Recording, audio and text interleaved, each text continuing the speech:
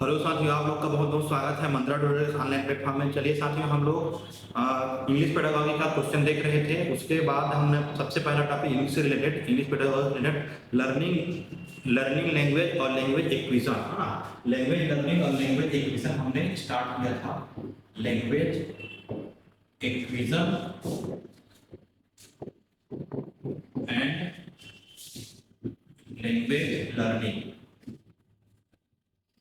Language learning हमने ये topic पढ़ लिया था। अब हम इंग्लिश पेडागॉजी का दूसरा टॉपिक चालू करने वाले हैं साथियों। चलिए स्टार्ट करते हैं दूसरा topic, principle of language teaching. Topic का नाम क्या है साथियों? Principle of language teaching. Principle of language teaching, topic का नाम है principle of language teaching.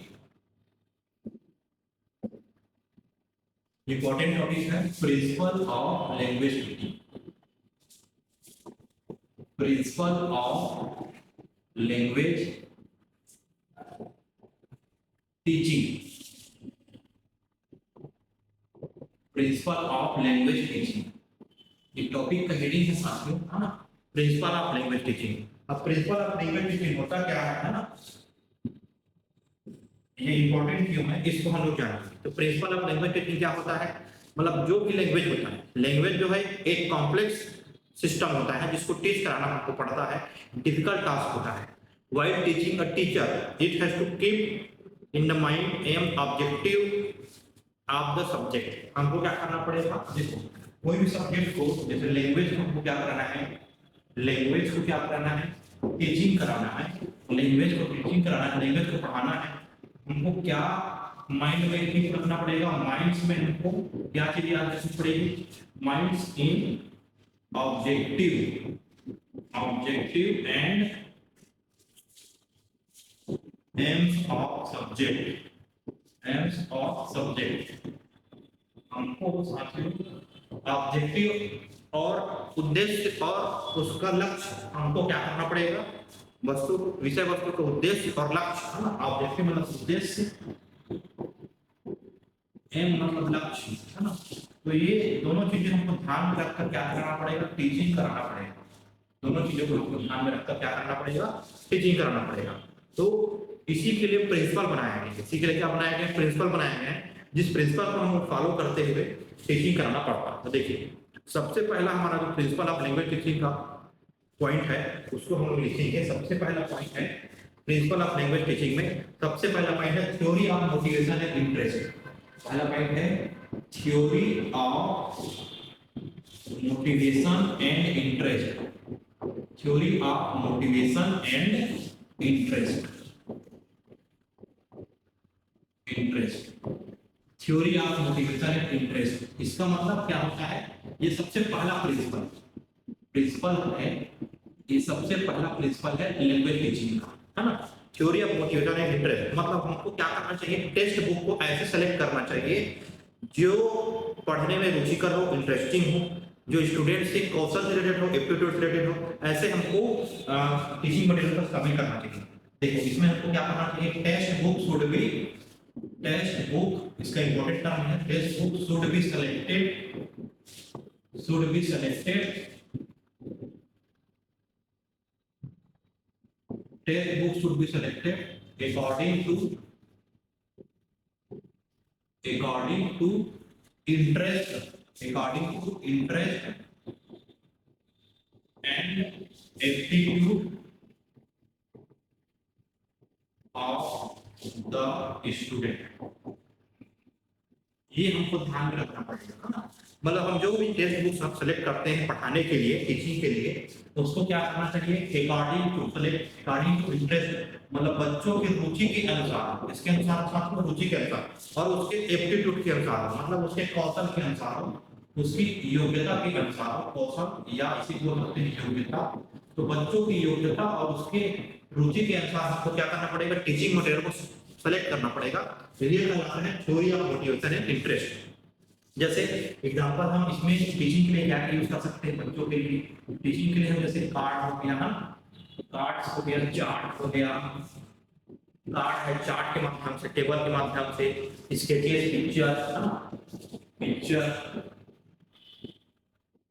And sketches तो ये सारी चीजें हम लोग प्रयोग में ला सकते हैं। तो पहला प्रिंसिपल क्या कहता है लैंग्वेज टीचिंग का? Theory of motivation and interest.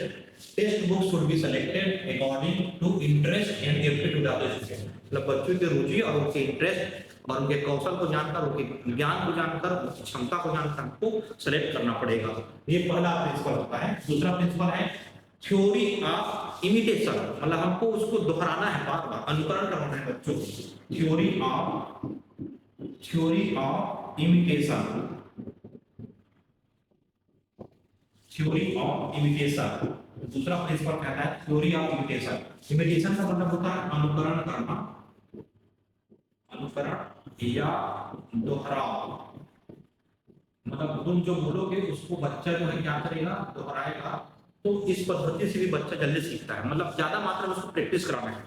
तो इसमें क्या होता है, intensive practice, intensive practice helps to mastery of the language system, language system. अब इसमें देखो साथियों, हमको क्या ध्यान देना है, अगर इंटेंसिव प्रैक्टिस होता है साथियों, है ना, ज्यादा मात्रा में प्रैक्टिस करेंगे। इंटेंसिव प्रैक्टिस क्या मदद करता है, mastery of the language system. तो लैंग्वेज सिस्टम में हमको पकड़ बनाता है, मजबूत करता है। तो ये इमिटेशन का काम, बार बार प्रैक्टिस करेंगे, बार बार उसको दोहराएंगे, तो हमको क्या मदद मिलेगा, ज्यादा इंटेंसिव मतलब ज्यादा मात्रा में अभ्यास करेंगे तो हेल्प करेगा mastery of the language system. तो लैंग्वेज सिस्टम में हमको पकड़ बनाने में मदद करेगा। ये होता है थ्योरी ऑफ इमिटेशन। ठीक, क्लियर होगा? दो पॉइंट हमको ध्यान में रखना है। पहला पॉइंट क्या है, थ्योरी ऑफ मोटिवेशन इंटरेस्ट। दूसरा है थ्योरी ऑफ इमिटेशन, अनुकरण का सिद्धांत। अगला जो है साथियों, तीसरा पॉइंट इंपॉर्टेंट पॉइंट है। तीसरा point theory of habit formation, theory of habit formation, theory of habit formation, theory of habit formation. अब देखिए साथियों, ये क्या होता है थ्योरी ऑफ हैबिट फॉर्मेशन? मतलब हमको अब विषय वस्तु को आदत में ले आना है, रेगुलर प्रैक्टिस में ले आना है। रेगुलर प्रैक्टिस, इसका मतलब क्या होता है, रेगुलर प्रैक्टिस। रेगुलर हमको क्या करना है, प्रैक्टिस में ले आना है। सब्जेक्ट है जो लैंग्वेज है उसको रेगुलर प्रैक्टिस में बार बार अभ्यास कराना है। इसमें मदर टंग का भी यूज कर सकते हैं, mother tongue can be use, मातृभाषा का हम लोग इसमें यूज कर सकते हैं, है ना। तो ये हैबिट फॉर्मेशन मतलब आदत में लाने के लिए, टारगेट लैंग्वेज में बनाने के लिए, है ना। तो ये हम लोग दोनों लैंग्वेज का यूज कर सकते हैं। इसमें टारगेट लैंग्वेज का भी यूज कर सकते हैं, टारगेट लैंग्वेज का भी यूज कर सकते हैं, है ना, और मदर टंग का भी यूज कर सकते हैं, ताकि बच्चे के रेगुलर प्रैक्टिस में वो लैंग्वेज आ जाए। तो ये कहलाता है थ्योरी ऑफ हैबिट फॉर्मेशन, मतलब उसकी आदत में डालना, उसके मस्तिष्क में डालना, रेगुलर प्रैक्टिस में उसका सब्जेक्ट आ जाए। ठीक, इसके बाद अगला जो है थ्योरी ऑफ एक्सरसाइज। अगला है theory of exercise, theory of exercise. इसका मतलब होता है थ्योरी ऑफ एक्सरसाइज मतलब होता है अभ्यास करना, बार बार अभ्यास करना, मतलब ड्रिल और प्रैक्टिस करना। मतलब बीएफ स्किनर ने बताया है इसको, बीएफ स्किनर ने इस प्रिंसिपल दिया है। BF Skinner gives the theory of drill and practice, drill and practice, drill and practice. मतलब हमको क्या करना है, बार बार अभ्यास कराना है, ड्रिल कराना है, दोहराना है, रिपीटेशन करवाना है और उसका अभ्यास करवाना है, ड्रिल करवाना है। तो बीएफ स्किनर ने थ्योरी ऑफ एक्सरसाइज का प्रिंसिपल दिया है, सिद्धांत दिया है। तो बच्चे इसमें क्या हमें कंटिन्यूअसली रिपीट करेंगे, कंटिन्यूअसली क्या करना है इसमें,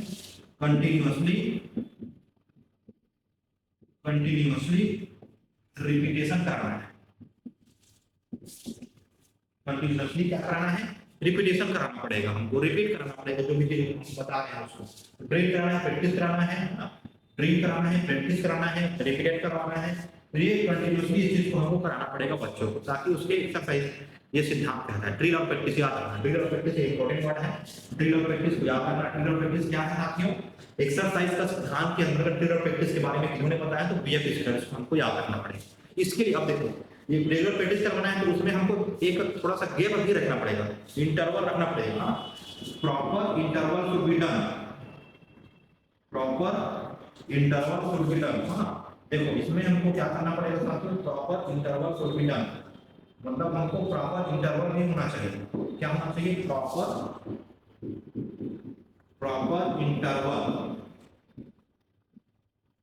इंटरवल शुड बी डन,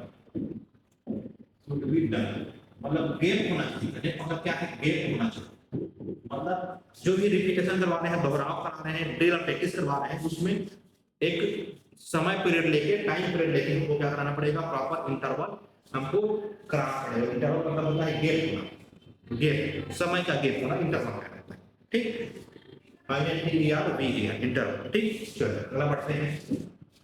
अगला सिद्धांत है पांचवा सिद्धांत, ये भी इंपॉर्टेंट है, theory of individual difference. Theory of individual difference, theory of individual difference, theory of individual difference,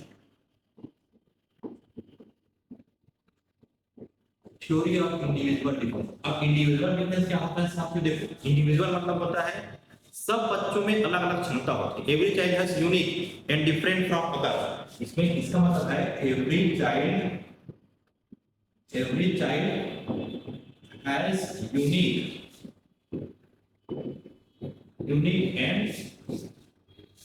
and different from other, different from others. प्रत्येक बच्चा क्या है? यूनिक है और दूसरों से क्या है? अलग होता है, भिन्नता होती है। तो ये इंडिविजुअल डिफरेंस है। मतलब डिफरेंट इंटरेस्ट में हो सकता है, इंटरेस्ट में अलग हो सकता है ना, रुचि में अलग हो सकता है, सीखने में अलग हो सकता है, लर्निंग में अलग हो सकता है। इंटरेस्ट में जैसे लर्निंग में, सीखने की क्षमता में वो अलग हो सकता है, लर्निंग में अलग हो सकता है। और डिफरेंस कल्चरल से हो सकता है, कल्चरल से अलग अलग हो सकता है, अलग अलग कल्चरल, अलग अलग बैकग्राउंड से रिलेटेड हो सकता है ना। मल्टीपल अप्रोच, इसके लिए हमको क्या करना पड़ेगा? मल्टीपल अप्रोच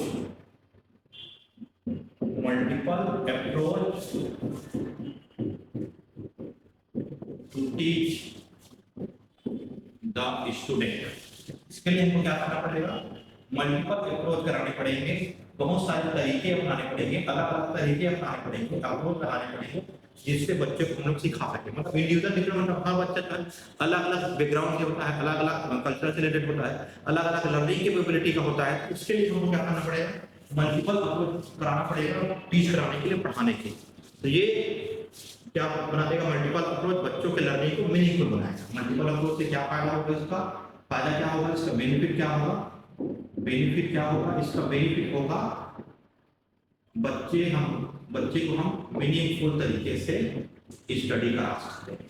ठीक है, लर्निंग हमारा क्या हो जाएगा? मीनिंगफुल हो जाएगा। कहने का मतलब लर्निंग क्या हो जाएगा? इसमें मीनिंगफुल हो जाएगा सब। ठीक, लर्निंग मीनिंगफुल निकलेगा ना, ताकि बच्चा आसानी से इसको सीख सके। अगला जो है, देखो अगला है theory of exposure. Theory of exposure. अब देखो थ्योरी ऑफ एक्सपोजर का मतलब क्या होता है? अवसर देना। थ्योरी ऑफ एक्सपोजर मतलब बच्चों को हम क्या करेंगे? अवसर देंगे, बार बार उसको अभ्यास करने के लिए, सीखने के लिए मौका देंगे। मतलब फेमिलियर इन्वायरमेंट प्रोवाइड कराएंगे, अपॉर्चुनिटी प्रोवाइड कराएंगे। इसका मतलब ये है इन्वायरमेंट प्रोवाइड कराएंगे, फेमिलियर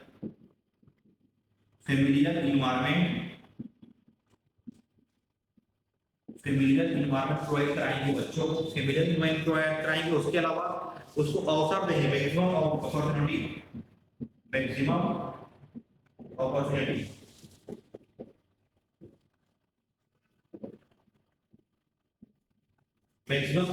बहुत ज्यादा अवसर प्रोवाइड कराएंगे, मैक्सिमम अपॉर्चुनिटीज, बहुत सारे उसको हमको अवसर प्राप्त कराएंगे, मैक्सिमम अपॉर्चुनिटी उसको हम लोग दिलाएंगे बच्चों को,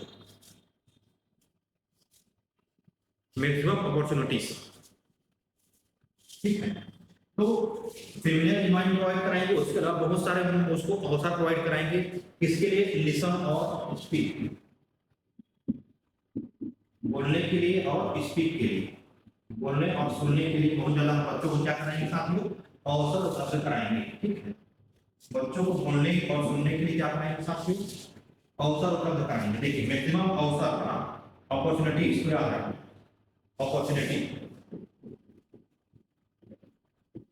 अपॉर्चुनिटीज, हाँ इसको ऐसा लिखेंगे अपॉर्चुनिटीज ना, मिस्टेक को कहते हैं अपॉर्चुनिटीज, और क्या कहेंगे मैक्सिमम अपॉर्चुनिटी और अवसर दिलाएंगे इसके लिए लिसन और स्पीक, लिसन के लिए और स्पीक के लिए, सुनने के लिए और पढ़ने के लिए, हाँ दोनों के लिए, पढ़ने के लिए लिखने के लिए बहुत सारी चीजें के लिए हमको क्या करना पड़ेगा, बच्चों को अवसर देना पड़ेगा ताकि वो ज्यादा सीख सके।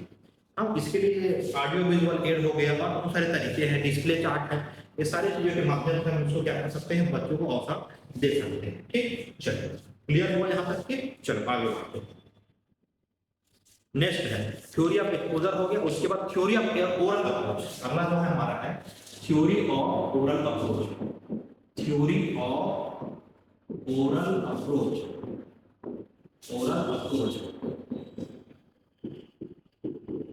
Theory of oral approach. अब देखो साथ थ्योरी ऑफ ओरल अप्रोच क्या होता है, हमको जो है सबसे पहले जो हमको पढ़ाना है उसमें हमको ध्यान देना है लैंग्वेज के 4 बेसिक स्किल होते हैं, है ना, तो उसमें ओरल अप्रोच क्या होना चाहिए, LSRW, इसी सीक्वेंस है। पहला होता है लिसनिंग,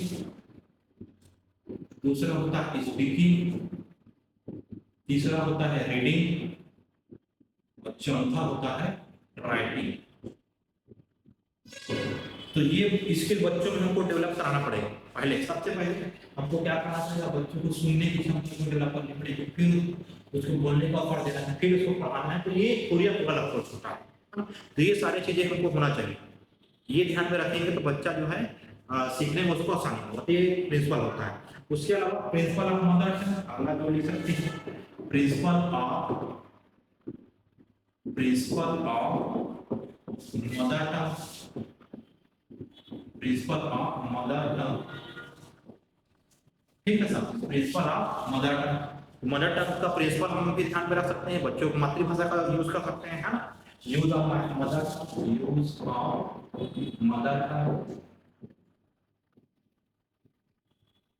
टू टीच, तो टीच करने के लिए मदर टंग का भी हम लोग यूज कर सकते हैं साथियों, है ना।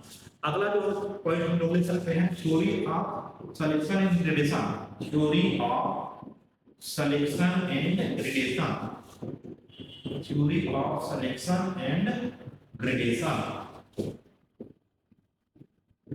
Theory of selection and gradation.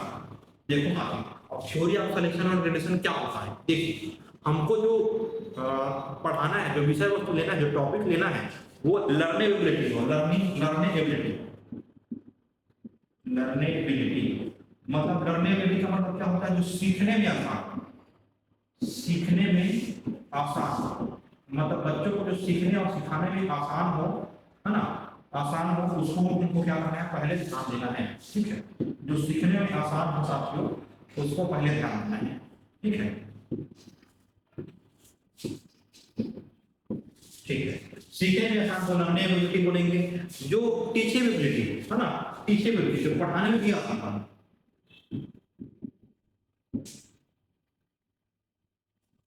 Teachability जो पढ़ाने में भी आसान, टीचेबिलिटी है ना, जो पढ़ाने में भी आसान हो, सीखने में आसान हो, दोनों को हमको ध्यान में रखना आसान है ना। टीचेबिलिटी है ना, जो पढ़ने में आसान हो, सीखने में आसान हो, है ना, टीच एबिलिटी, टीच एबिलिटी ऐसा है ना, टीचेबिलिटी, टीचेबिलिटी पढ़ाने में आसान हो, सीखने में आसान हो, बच्चों को ऐसे टॉपिक को सेलेक्ट करना जो बच्चों के रेंज के रिलेटेड हो, बच्चों के क्या हो, रेंज से संबंधित, ऐसा नहीं है कि कठिन टॉपिक हमको पढ़ा देना, रेंज से रिलेटेड हो, उसके वो जो है जो टॉपिक को पढ़ा रहे हैं उसमें जो टर्म यूज हुआ हो वो फ्रीक्वेंट मतलब बार बार उसको यूज, बार बार उसका क्या हो, यूज हो ना, बार बार वो यूज हो, टर्म जो है यूज हो, उस टॉपिक को जो है कवरेज करे, है ना, टॉपिक क्या हो, कवर हो, टॉपिक उसमें क्या हो, कवर हो, ऐसे टॉपिक को हमको लेना पड़ेगा। उसके अलावा जो ढूंढने में आसान, अवेलेबिलिटी होना चाहिए, तो अवेलेबिलिटी होना चाहिए, आसान एबिलिटी होना चाहिए, टीचेबिलिटी होना चाहिए, फ्रीक्वेंट होना चाहिए, और रेंज उसका स्टडी के दौरान होना चाहिए, कोर्स के दौरान होना चाहिए। तो ये हमको ध्यान में रखना पड़ेगा। ये होता है theory of selection and gradation. मतलब कुल मिला के ये कह सकते हैं कि जो चीजें आसान हो, आसानी से ढूंढने में मिल जाए, जो सिखाने में आसान हो, जो बच्चों के लिए उपयोगी भी हो, यूजफुल भी हो, जो बार बार आए वो टर्म और आगे भी काम आए, ऐसे को हमको सबसे पहले सेलेक्ट करना पड़ेगा टीचिंग के लिए। ठीक, क्लियर हुआ? चलिए आगे बढ़ते हैं। अगला थ्योरी ऑफ कोरिलेशन, मतलब है थ्योरी ऑफ कोरिलेशन, है ना। अगला जो पॉइंट लिखेंगे थ्योरी ऑफ कोरिलेशन, अगला पॉइंट लिखेंगे theory of correlation, theory of correlation. अब देखिए थ्योरी ऑफ कोरिलेशन क्या होता है साथियों, मतलब हमको डेली लाइफ से रिलेट करते हुए टीच करना पड़ेगा। इसका मतलब होता है पॉइंट आप लोग डाल जाएंगे ना, पॉइंट डालते जाएंगे, कुछ टॉपिक है थ्योरी ऑफ कोरिलेशन, मतलब इसको हमको क्या करना पड़ेगा, डेली लाइफ से कनेक्ट करना पड़ेगा। जो चीजें जो टॉपिक पढ़ा रहे हैं डेली लाइफ से उसको क्या करना पड़ेगा, कनेक्टेड करना पड़ेगा, उसको शामिल करना पड़ेगा, डेली लाइफ से जोड़ते हुए हमको पढ़ाना पड़ेगा। उसके बाद अब अगला क्या लिख सकते हो, थ्योरी ऑफ एक्यूरेसी। अगला पॉइंट हम लोग लिखेंगे theory of accuracy, theory of accuracy. अब थ्योरी ऑफ एक्यूरेसी क्या होता है साहब, देखो हमको एक्यूरेसी लाना है, शुद्धता लाना है, मतलब सटीकता लाना है। क्या लाना है? सटीकता, सटीक होना चाहिए, जो पढ़ा रहे हैं वो एकदम सटीकता होना चाहिए, सटीकता होना चाहिए, एक्यूरेसी होना चाहिए, एक्यूरेट होना चाहिए। मतलब जैसे इंटोनेशन है, उच्चारण जो है सटीकता में, इंटोनेशन मतलब उसका जो उच्चारण है ना, जो बोलचाल है वो सही होना चाहिए। वर्ड का ऑडियो विजुअल एड का यूज होना चाहिए, ऑडियो विजुअल एड इसका यूज कर सकते हैं तो और एक्यूरेसी आ जाएगा, है ना। लॉजिकली होना चाहिए, वो चीजें क्या होना चाहिए, एक्यूरेसी के लिए लॉजिकल होना चाहिए, लॉजिकली होना चाहिए, ऑडियो विजुअल एड होना चाहिए, है ना। कोरिलेट होना चाहिए, इसको ध्यान में रखना है। करेक्टनेस होना चाहिए, है ना, करेक्टनेस, शुद्धता होना चाहिए। ये सारी चीजें हमको एक्यूरेसी के अंदर हमको ध्यान में रखना पड़ेगा। ठीक, तो इतना जो पॉइंट है साथियों इसको हमको ध्यान में रखना है। सब क्या है, theory of principle and theory of principle of language teaching, theory of principle of language teaching के अंदर अभी आता है साथियों। ठीक, क्लियर हुआ? इतना हमको ध्यान में रखना पड़ेगा। ठीक, तो ये प्रिंसिपल ऑफ लैंग्वेज टीचिंग के बारे में था, इसको हमको ध्यान में रखना पड़ेगा। चलिए ठीक है साथियों, मिलते हैं नेक्स्ट क्लास में। नेक्स्ट क्लास में हम लोग मेथड और अप्रोच देखेंगे। मेथड और अप्रोच जो कि एग्जाम रिलेटेड बहुत ज़्यादा इंपॉर्टेंट है। मेथड क्या होता है, अप्रोच क्या होता है, उसको हम लोग जानने की कोशिश करेंगे। चलिए मिलते हैं नेक्स्ट क्लास। ठीक।